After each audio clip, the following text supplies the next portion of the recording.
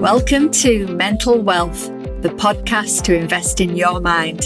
Here I will help you make sense of your mind and behaviours, giving you the tools to have your best life. There is so much to share, so let's get into this episode and explore another great topic.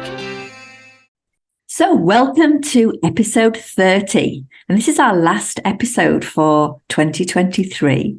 And in this episode, we are going to talk about Christmas, but some of the kind of other side of Christmas. So not necessarily the mince pies and the mulled wine, but maybe some of the reality and how sometimes we have this pressure around Christmas being perfect.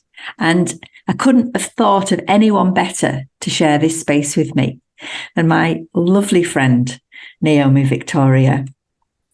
So welcome, Naomi. Thank you for having me. It's lovely to be here with you. Oh, it's great. And you and I wrote an article together for Cheshire Life, which is currently in the Christmas edition now. And that's why, again, it just feels so right for us, doesn't it, to bring to life that article and what we think about Christmas. But firstly, tell everyone a little bit more about you.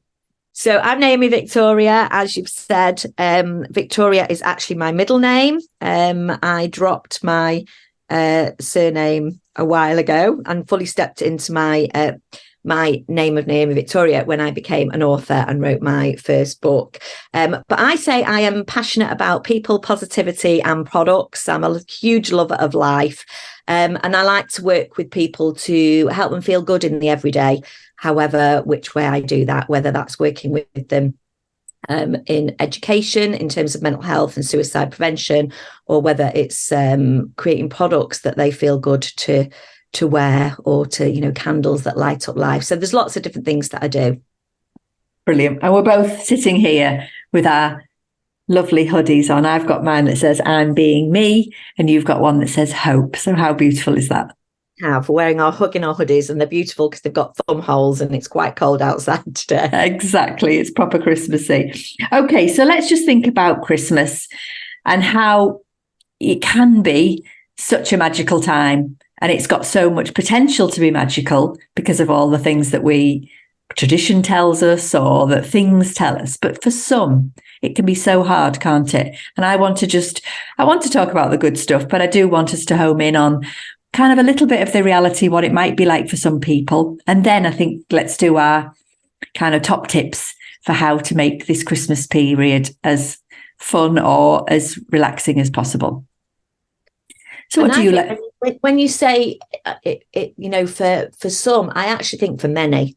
So I think there's a lot of people, we have a perception of Christmas being all, glitz and glamour and celebrating and all the kind of superficial stuff, where I think very often most people have other feelings that come up, feelings of pressure or stress or overwhelm or feelings of anxiety, because we get into this period where it's quite forced in terms of the dates and the kind of the run up to the festive season and all the things that we see online. We talk a lot, don't we, about things that are happening in the media. Every time you switch the television on, it's like this so-called perfect family Christmas of everybody gathering and having an amazing time. And whilst many of us have pockets of that amazing time, most of us have pockets of stress, overwhelm, frustration, and all of the other things that come with it. And, I don't know anybody actually that I've spoken to that Christmas is seamless, or actually any of life is seamless. We all have it's all ebbs and flows, isn't it? So I think so. And I think that's the bit that I like to highlight, is that sometimes the pressure comes because of the ideal. We're trying to make it ideal and perfect and wonderful. But reality is, it's really hard to do that because we're all busy anyway. So we're all trying to manage our jobs and our work and our normal life. And then suddenly we've got all these other things thrown in, like buying people presents and decorating the house and buying the shopping and things that just feel so much more. And then I think that pressure around trying to make it perfect is so much more difficult. And then we've got that sort of just that general hassle factor the bit around, what is hassle? You suddenly realise that you've run out of sellotape, or something that just is quite small, but actually suddenly stacked up, it suddenly feels like a big deal. And I think, again, we need to pause and think about what actually is going on. Yeah, I think totally. I think it is just that, like you said, like the added, I'm going to use that word pressure again, the pressure of everything and the deadline date of by everything has to be done by this date because the shops are closing or the online shopping's ending, or and we'll talk about money again in a little bit because I know that's a huge thing for many. But I think it is when the lists get bigger, don't they? The to-do list gets bigger. Yeah. And there's just so much pressure, isn't there, always round? We talk about lots of the same thing, but we talk about slightly different things as well in terms of experiences that we've had in our lives. And I know one thing I talk about hugely is loneliness at Christmas. So like the pressure of the perceived family life, and then actually if you are not in that dynamic of being able to be surrounded by family and being alone, of how that actually makes you feel around the festive season when it's almost like rammed in our faces that that's the ideal.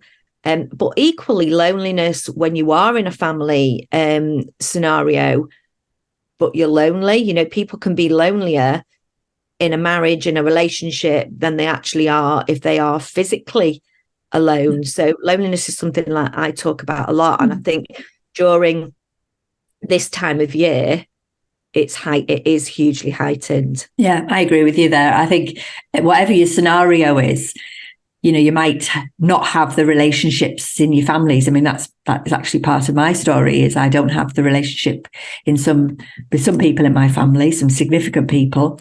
And then at Christmas, it just feels really exaggerated that they're not there.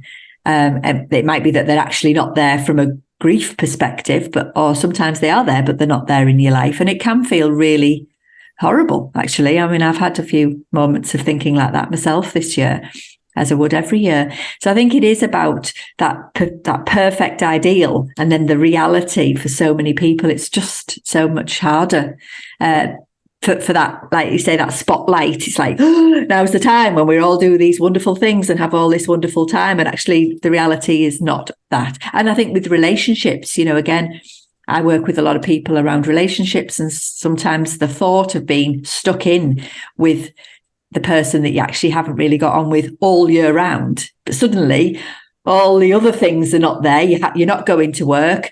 You're not getting that space. And how many people actually are in that position?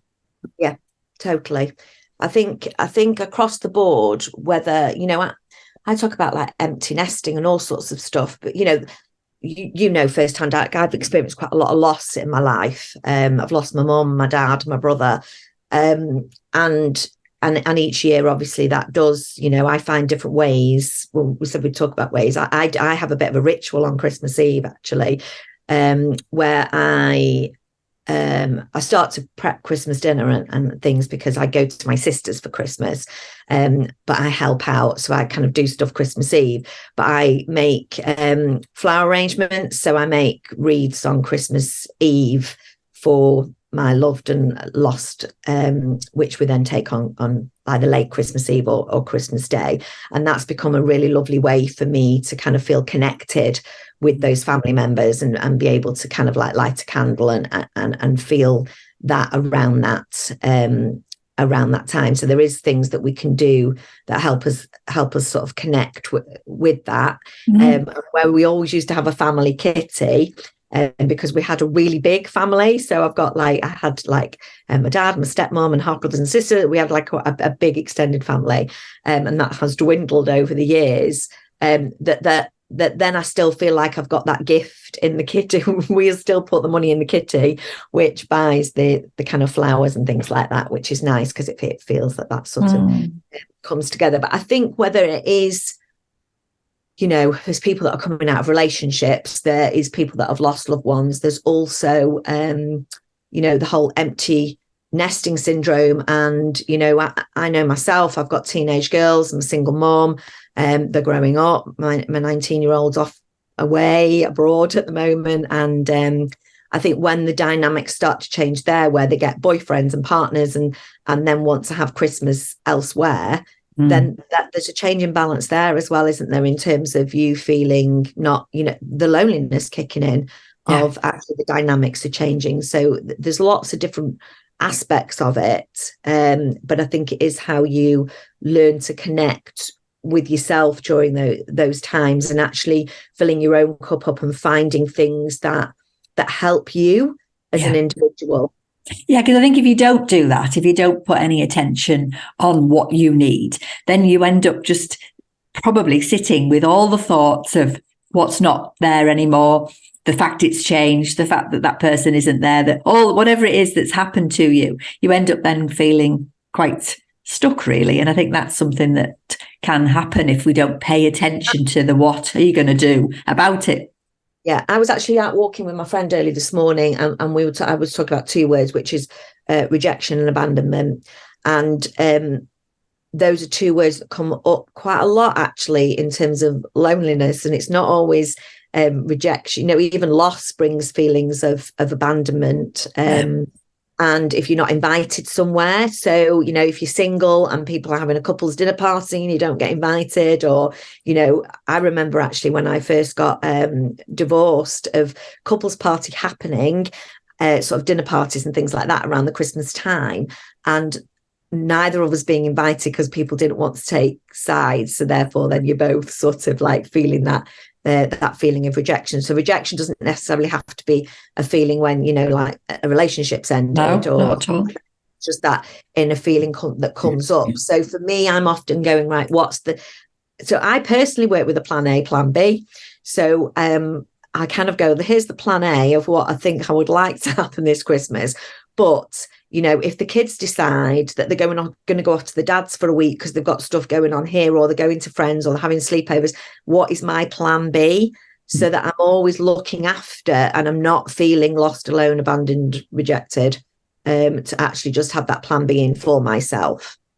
I think it's really important that we're talking about these things at Christmas time, because this is this sort of dilemma that I think people are in, is that we aren't necessarily being honest with how we might be feeling. So then we don't put anything in place because we're so busy looking at the dream Christmas on TV and all the stuff that people create. And actually, it isn't like that at all. And I think something else that I've thought of, a few things as you were talking there, is about that relationship you've got with yourself around expectations. I think it's so important, isn't it? Again, the scenario would be, you've got a grown-up family now, and then people are going to partners' families, and you're now not going. And how do you manage all of that? And how some people feel very stretched, don't they? They're trying to see that person on Christmas morning, and then that person for dinner, and then that person in the afternoon. And it just is exhausting.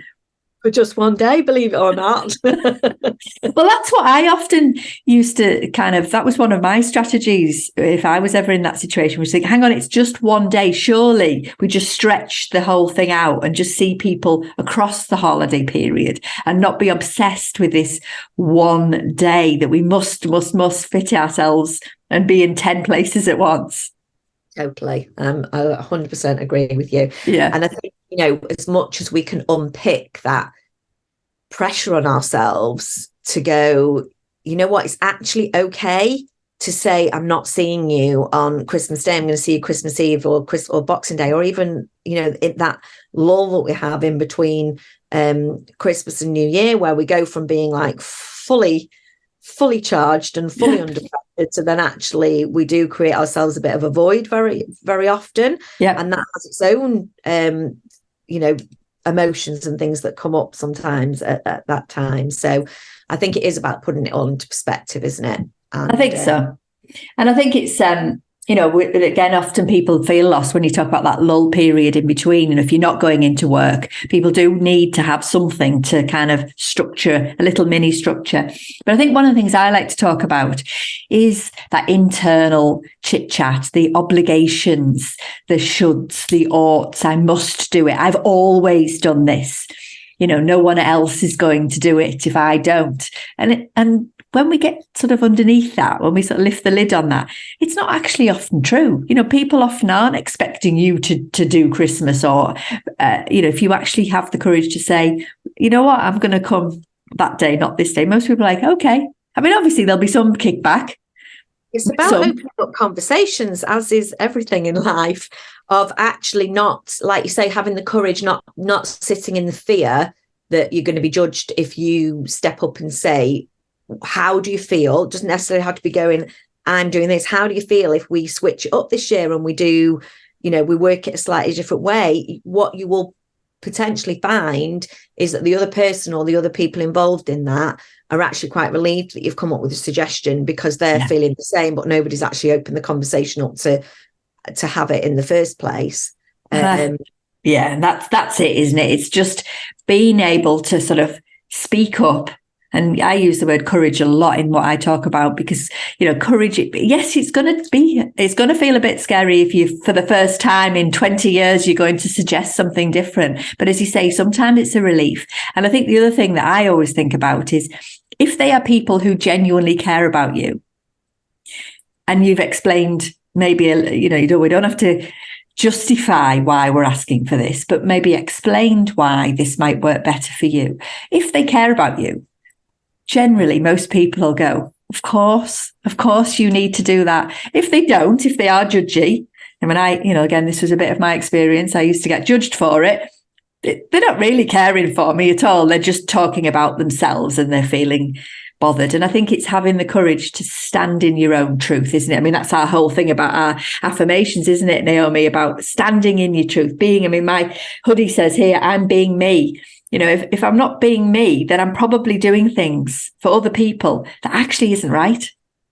And I think what that comes from, where you mentioned then about, somebody stepping up and actually, feeling uncomfortable, having the courage and speaking and saying that, is the other person, if they do react badly, it's probably because you're triggering their wounds in terms of rejection and abandonment, of them taking it about them instead of looking at the situation of you and how that dynamic is. So it's kind of like, if somebody says to you, I'm not going to come for Christmas because it's easier for me to be able to come to do Boxing Day or something else, them going, what's wrong with me?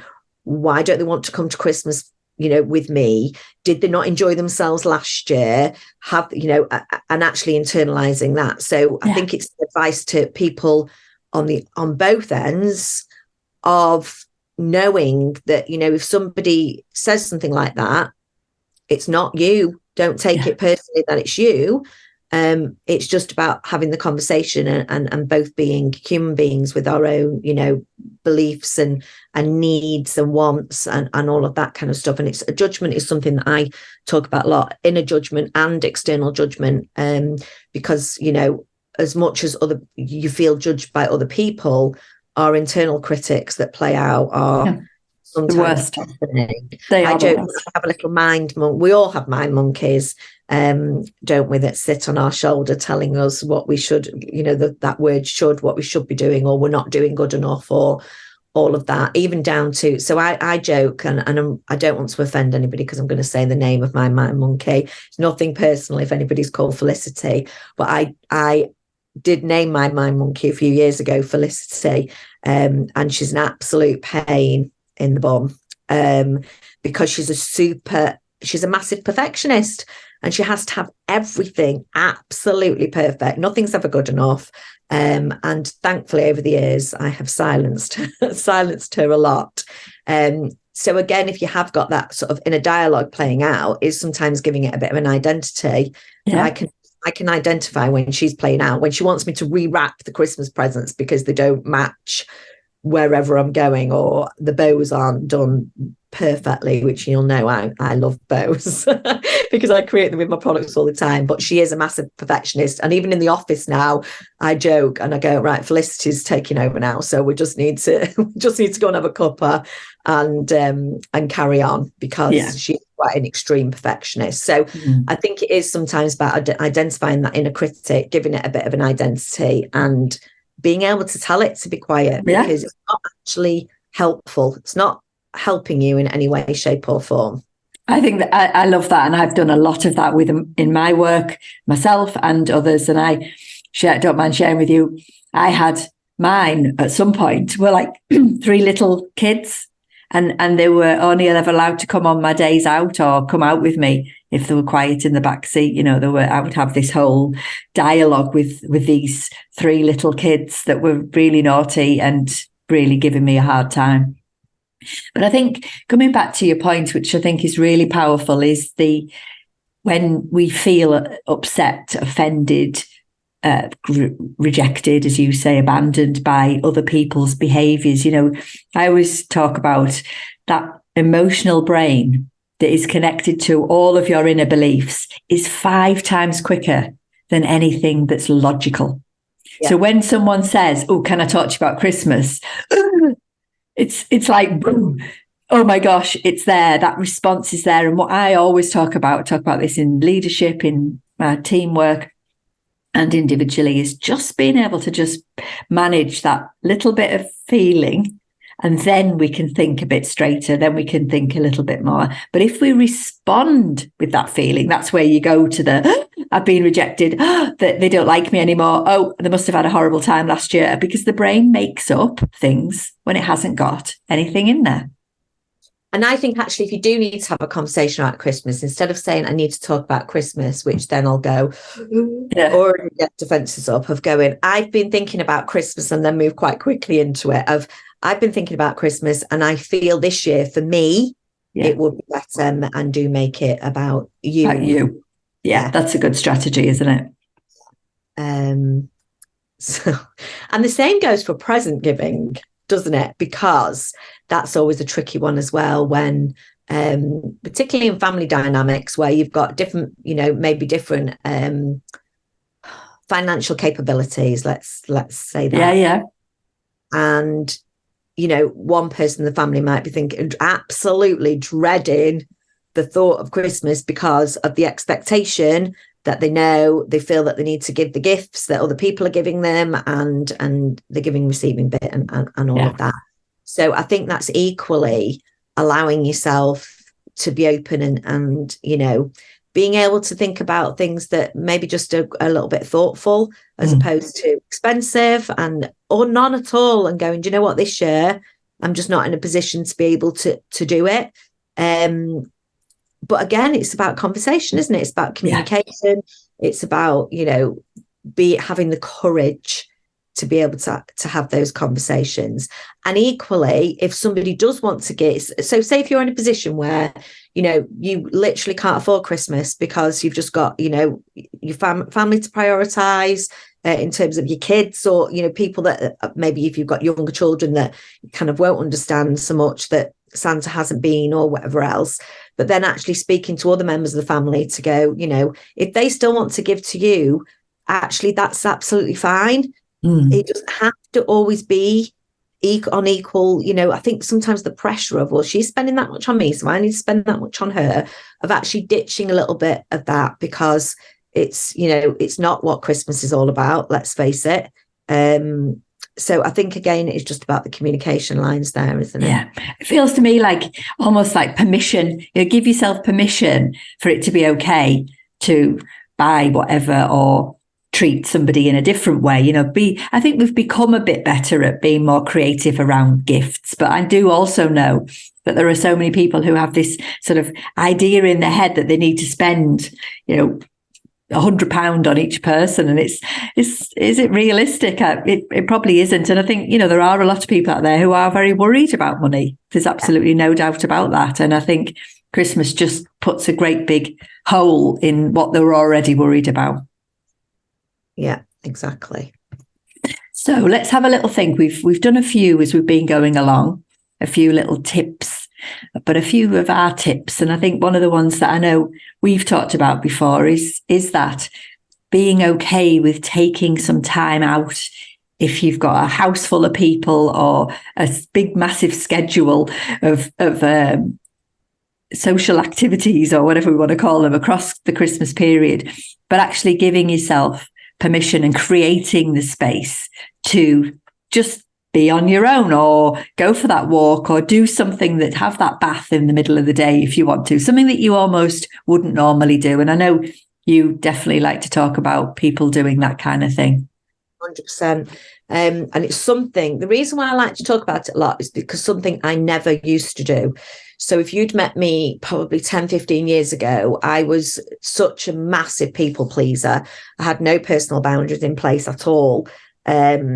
And it's actually exhausting. And everything I did was, I had the need for external validation all of the time. I was quite a drama queen. And I actually used to probably place my happiness on everybody else's responsibility. So I used to make it everybody's responsibility to make me happy. And if they've upset me, then I'm unhappy. And over the years, I've done a huge amount of self-development work and, understand and create my own inner happy, and know that it is fully my responsibility to step into my own happiness. And that's where a lot of my routines and my own personal boundaries have come in. I was actually laughing a bit this morning because I've been so busy at work for the last few weeks, obviously because we're doing products that are busy around Christmas time, all year round, but particularly busy at the moment with Christmas and sales and all of that kind of stuff, that I've let some of my own personal self-care drop off a bit, and I've felt anxiety coming in. So I couldn't sleep last night, and I woke up in the early hours feeling really anxious. And I do a lot of breath work, meditation, cold water therapy, all of that. So in the middle of the night, I was doing some breath work and meditation, and I've had a freezing cold shower this morning, which I know is not everybody's cup of tea, but I know that is really good for me. It will silence any anxiety that's coming up. It will literally level me and make me okay. I've done my journaling, I've done some cards, and I will nail today, because I'm going into the day with my own cup filled up in my own way. And that's different for everybody. I know that. But it's about finding the things that work for you. You mentioned getting outside and walking in nature. As a child, that's something I hated to do. My dad said we were going to go for a walk. I thought it was like the most terrible thing.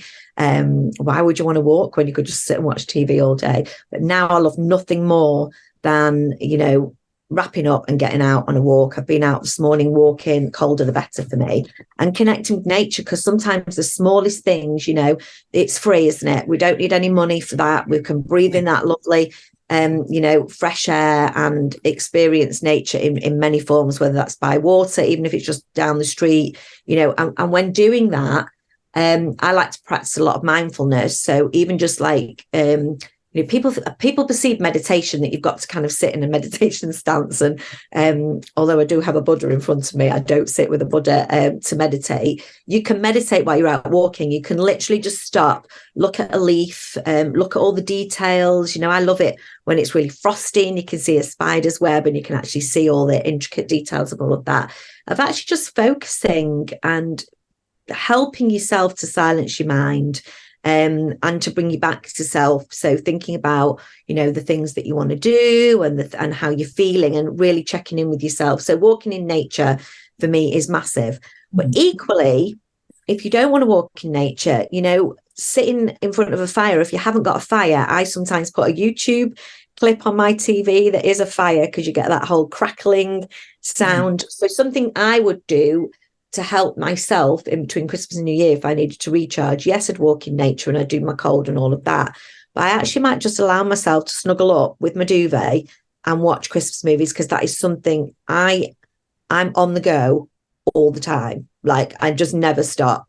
So that is so unlike me to do something like that would probably feel like a real treat for me to actually stop and me too. Watch some Christmas movies.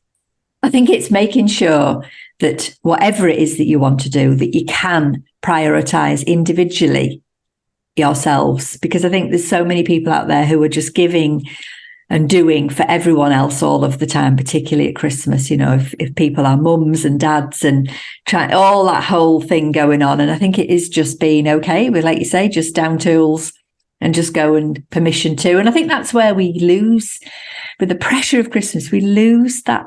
There is going to be a little bit of not the routine. So let's embrace it. Let's do the sitting on the sofa and watching 2 movies on the trot, if that's what you want to do, or giving yourself permission, that feels to me like a sort of strong thing. So we've got courage around maybe speaking up, and then we've got giving yourself permission to just say, do you know what, I don't need to do anything else today. People often say to me, I couldn't possibly do nothing. But I often say, well, you're never doing nothing, are you? You're doing something, and the something is that nourishing, loving self-care type of activity. Yeah, and it is that. And I think in the stopping and the silencing, I'm trying to think of the lovely Donna Ashworth, the poet. She's got a quote that she says, unstoppable, they said, but it was actually in the stopping that she found her power. And it is that actually when we can stop and really connect with ourselves, and you talk about, and I talk about a lot, going within and actually looking at yourself. And when we're in this busy mode, we can't possibly hear ourselves think in action. And particularly around the Christmas period, when you've got other, there's not just like your internal chatter, you've got, generally other people around you, or if not, you're getting information and a lot of, messages around this whole perfectionism thing. Yeah. Literally wherever you look, even, on socials, on telly, every time if you walk through the shop, it's everywhere, isn't it? So I think that can often feel overwhelming, and we use that word pressure. Yeah, again, we've used it a lot, haven't we? Yeah, I think for me, it's about whatever. So here we are, we're a few weeks in before Christmas now. It's about just pausing and noticing, okay, what is actually going on for me right now? Am I kind of gliding into Christmas and I'm quite organized and I'm really looking forward to it? Or have I got this internal anxiety? And what is causing that? Is it pressure that is self-pressure that's unnecessary and you could actually reduce a bit of that? Is it because you're doing things that you don't want to do? I mean, I talk about when you say yes to something that you don't want to do, and you then feel really annoyed and angry with yourself or upset with the other person. I call those dirty yeses. Because yeah, it's a great word. Yeah, but they are though, aren't they? Yeah, because what you actually mean is no, but you can see yourself nodding your head and going, yeah, we can do that. And every part of you goes, why did I do that? And as soon as you then pick up the why did I do that, and then you cross with yourself, or you cross with the other person, or you feel resentful, then that's a dirty yes. You should not have said yes. You might have said, I can't today, but I could then. Or there's alternatives to saying no, because I know some people are terrified of saying no for fear of rejection. Yeah. The fear of what will people think, for fear that people think that you're no good because you've said no. But actually, again, those nice, safe boundaries that say, do you know what? I can't do that today. Then when you do say yes, it's a nice, clean yes. Absolutely. I love that. Nice. So anyone listening in today, it's just about having a little mini assess of kind of where are you? Because when we don't do the mini assess, if we are really super anxious, we're not present. We're not going to create the memories that we want to have for Christmas, whether that is just sitting watching movies. That's certainly on my list. I am going for the sitting with my duvet on the sofa for definite. But I think we can then enjoy it, and it being the whole thing. And I think that's where we need to pay a little bit more attention. Yeah. Any other last little tips that you really... For me, it would be boundaries and plan B. So in terms of just making sure that you are keeping aligned with your own personal boundaries, of which aligns with your dirty and clean yeses for sure. But equally in that, your kind of self-care boundaries of whether that's a hot soak in the bath after a busy day, or the night before you're going to have a busy day, or when you've put the kids to bed before you start cleaning the house and cooking and everything else, that you literally just take that time, whether it's a walk around the block or snuggling up on the sofa for 10 minutes and having a cup of tea, but actually doing that consciously and being present in that you're really not just doing 5 gazillion things while you're having that cup of tea, of just sitting and being, and maybe just kind of connecting and just go, what is it I need right now? Whether you do that in the morning or the evening, just spending those, it can be just under a minute to be able to just sit and go, I would go, what does Naomi need today? And just sort of thinking of that.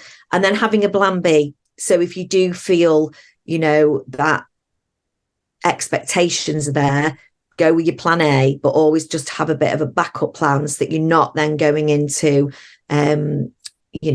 any feelings of aloneness and rejection, abandonment, that type of stuff. A plan B is always a good option. Yeah, I like that. I think it is important, isn't it? Because we set such rigid expectations. And then when we're dealing with other people or things, I mean, the weather sometimes can be the thing that stops people doing things.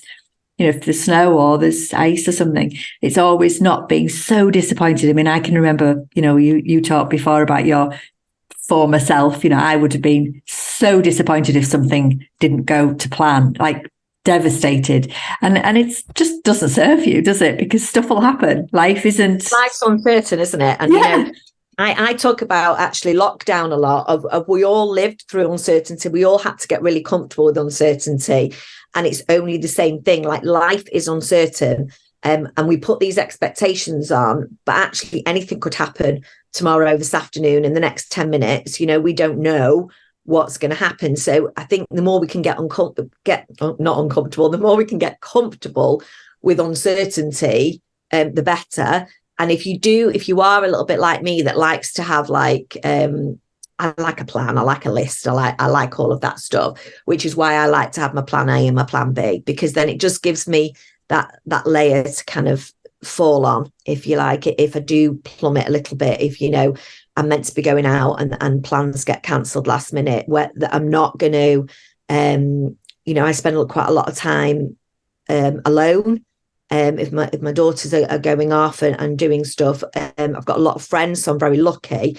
But it's sometimes if a plan doesn't go to plan, then it is going to be alone. But actually, I never feel alone as I am, because I've learned to really love myself and connect with my own inner happiness. But as long as you're aware of that and know that, I'll know straight away, well, it's all right, because if that happens, I'm going to literally sit, do some journaling, I'm going to watch a movie, I'm going to have a hot bath, or I'm going to go and do something else. But just having options, I would say, of leaving a few plan B options in place. I think so. I think as well, it's just noticing, isn't it? If you don't feel right, as soon as you can notice, I mean, I talk about this so much, is as soon as you can notice that you're just feeling a bit low or a bit anxious, anytime, but particularly this time of year, because it will feel more exaggerated, just think about a lot of the things we've talked about today, and just what's your one thing that you're going to do? What is it that you're going to do that's rather than sit with that horrible feeling at this time of year? I would urge people to go and find something else. Other times of year, I sometimes urge people to sit with their uncomfortable feelings, because there's so much goodness come out of there. But I would say for this time of year, go and do that nourishing thing, or that reach out to someone else. And I think while we're on that subject, it is worth mentioning that this time of year, with all the additional pressures and to conform and have this perfect life, if you are struggling, reaching out and getting help. So, I'm very well aware in the work that I do, and as are you, Alison, with the work that you do, that there are some incredible charities out there that can help and support you. So if you are struggling, please do use one of the amazing helplines. So for me, it will be Samaritans. Under 35, there's an incredible charity called Papyrus, which they have Hopeline as the line. Andy's Man Club, they meet 7:00 on a Monday. Every Monday, they don't do bank holidays, but apart from that, I have a big signposting section on my website. And what I would say is, speak to a family or friend member. If you can't speak to a family or a friend member, make sure that you reach out and contact one of the amazing charity lines. I think that's a brilliant reminder. And we'll put all of those in the show notes so that people can click straight through if they do feel the need to speak to someone else, because you won't be the only one. And absolutely. I think that's something so important to remember. Yeah. And the other thing I want to mention with that as well, there is a perception that if you are worried about somebody else, which very often happens. I have a lot of people that reach out to me to say, I'm worried about a family member. They don't know that they can actually contact those same helplines. So it's not just if you are struggling, you can also contact those helplines if you are worried about somebody, to get hands-on advice of what to say, how to cope with the situation, and all of that. So I know a lot of people have said to me, well, I don't want to waste their time. You're not wasting their time. That is exactly what they are there to do and help you with. Brilliant. That's a great reminder, because I think it is worrying when you've got somebody that you're really, really worried about. And I think family members do need to feel, or friends do need to feel, they've got somewhere they can go to. Absolutely. Oh, thank you so much for sharing this space with me. It's been lovely to be here. So thank you for having me. Oh, you're welcome.